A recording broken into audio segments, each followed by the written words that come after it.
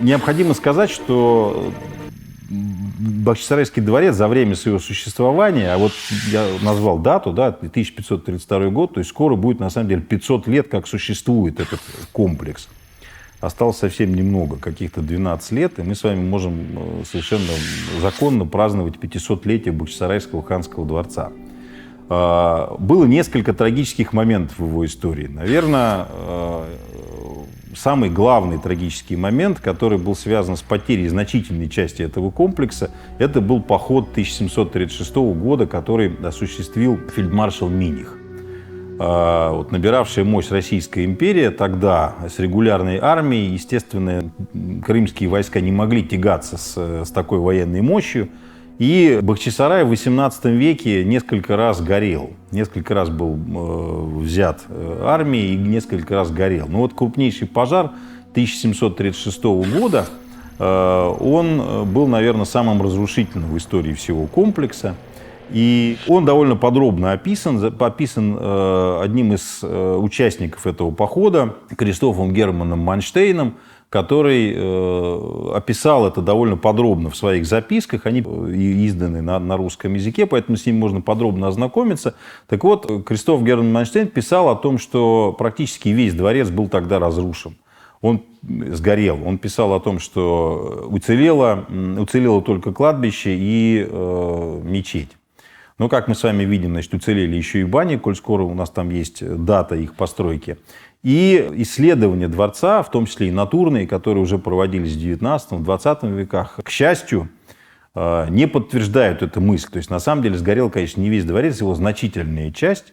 Но, безусловно, этот пожар был, конечно, очень существенным ударом по всему комплексу, потому что многие части этого дворца были утрачены. И возникла необходимость их реставрации или даже восстановления. Значит, крымские власти с этим справиться не могли, потому что, наверное, не существовало на тот момент необходимых сил, прежде всего, архитекторов. Да? И было решено прибегнуть к помощи османских архитекторов. И надо сказать, что восстановление дворца после пожара 1736 года – это заслуга архитекторов, которых прислал непосредственно султан, прислал в Крым, и это были самые лучшие архитекторы того времени. Вот благодаря османским документам мы знаем их имена. Это был Хусейн Халифе такой, который работал придворным архитектором в Стамбуле.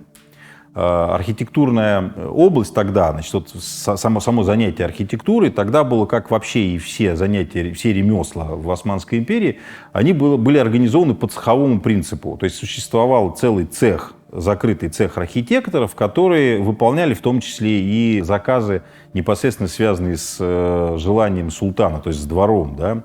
Они обеспечивали строительство мечетей, строительство светских зданий, и это была большая деятельность, связанная, скажем, с осуществлением строительства водопроводов. Да? Это очень важная деятельность в жизни вообще средневекового города. Так вот, благодаря тому, что эти люди обеспечивали нужды двора османского, сохранились документы, связанные с восстановлением ханского дворца в Бахчисарае, и сохранились имена и даже, более того, довольно подробный перечень строительных материалов, времени, которое ушло на восстановление дворца. Мы точно знаем, что весь процесс занял 28 месяцев. Это в османских документах упомянуто. Мы знаем зарплаты, которые получали эти архитекторы. Мы довольно хорошо представляем себе, из каких материалов был построен, восстановлен, вернее, дворец.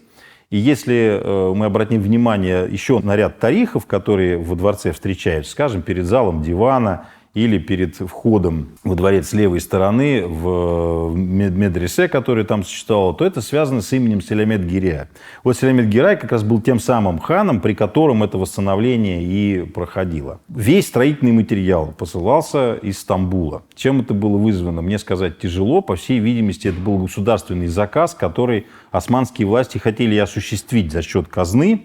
И он и был осуществлен. Я говорил уже о том, что у нас довольно подробные перечни тех материалов строительных, которые были присланы, сохранился. Это и сосновые балки, это и липовые потолки, Это и стекло, и всякого разного рода мрамор, которого, кстати сказать, не было на тот момент в Крыму. Да, его и сейчас нету. Поэтому мрамор везли не только на строительство, но, кстати сказать, и на надгробия тоже. Вот все надгробия мраморные, которые крымские есть, они все, как правило, сделаны из того камня, который везли из-за моря. Вообще 18 век, вот 40-е годы, 40-е, потом 60-е, это время расцвета дворцового строительства, потому что это было, значит, время восстановления ханского дворца после этого пожара и время строительства новых дворцов или восстановления старых, которые нам известны еще по 17 веку. Вот дворец Ашлама, например, который находится недалеко от Чуфут-Кале, на другой стороне, значит, этого плата, в другой балке. Вот там Крым-Герай построил колоссальный по тем временам тоже дворец, тоже 60-е годы 18 века, который, к сожалению, тоже не сохранился. В 18 веке он еще существовал. И у нас есть довольно подробные его описания, которые оставили там русские офицеры. И более того, даже Екатерину, когда в 1787 году хотели в Крым привезти, то есть стоял вопрос первоначально, где ее селить, в Бахчисарайском ли дворце или во дворце Ашлама. И если бы на тот момент власти решили бы, что это была бы Ашлама, то мы вполне возможно с вами бы в большей степени сейчас имели дело с дворцом Ашлама, отреставрированным, нежели с дворцом Бахчисарайским. Ну, не знаю, к счастью или к сожалению, но вот Ашлама не сохранилась, и недавно там были, кстати сказать, проведены археологические раскопки, остатки этого дворца там есть. Они еще упоминаются таким османским автором Илья Челеби, который в 17 веке посетил, и это место тоже довольно подробно его описал. Но вернемся в Бахчисарай. Так вот, этот ремонт 40-х годов – это очень существенная эпоха в истории дворца, поскольку многие сооружения, которые были восстановлены или воздвигнуты заново, на тот момент до наших дней сохранились.